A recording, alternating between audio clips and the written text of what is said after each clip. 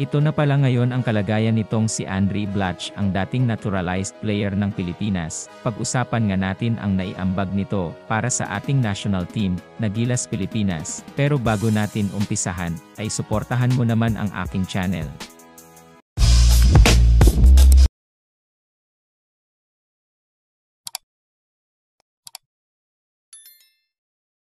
Si Andrei Blatch nga ay isang Filipino-American na naging player ng National Basketball Association sa team ng Washington Wizards noong 2005 hanggang 2012 at natapos nga ang career nito sa Brooklyn Nets noong 2014. Noong Enero 2014, hiniling ng Gilas Pilipinas si Blatch na makilahok bilang naturalized player para sa 2014 FIBA Basketball World Cup sa Spain at sa 2014 Asian Games sa Incheon, South Korea. Noong Mayo 26, 2014, isang panukalang batas na nagbibigay ng pagkamamamayang Pilipino ni Blatch ay inaprubahan ng Senado ng Pilipinas.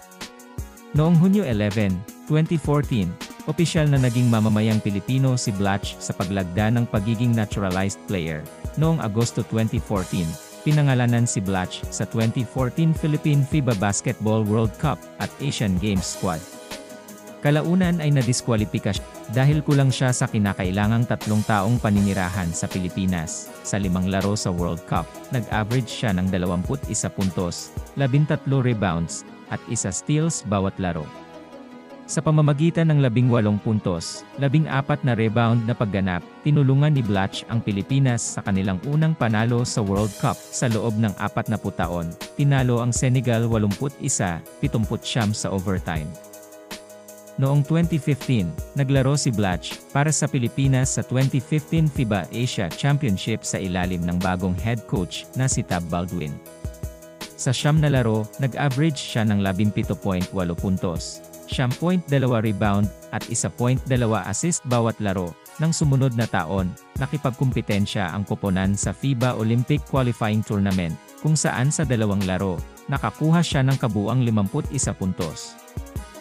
Si Blatch ay inaasahang makakasama para sa 2017 FIBA Asia Cup, ngunit nag-pull out dahil sa mga alalahanin sa seguridad sa militanteng sitwasyon sa host country na Lebanon.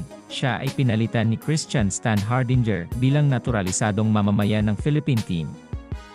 Noong Hulyo 2, 2018, nasangkot si Blatch sa isang away noong 2019 FIBA World Cup ng Pilipinas. 2019 nga ay hindi na nga kinuha itong si Andrei Blatch ng ating national team na Gilas Pilipinas dahil tumatanda na nga ito at medyo napabayaan niya ang kanyang sarili at kumuha na lang ang SBP ng ibang naturalized player.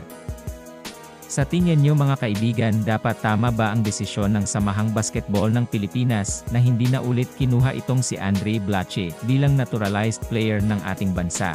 Paki-comment naman ng inyong opinyon. Sana nga ay magtagumpay itong si Kabayan Kay Soto na masungkit ang kanyang matagal na niyang pangarap na maging isang NBA player. Patuloy nga nating siyang suportahan sa kanyang mga paparating na laban. Sana nga din ay magtagumpay ang mga Pinoy sa kanilang mga larangan at maiwas sa mga injury, at makamit din sana nila ang gintong medalya. Proud na.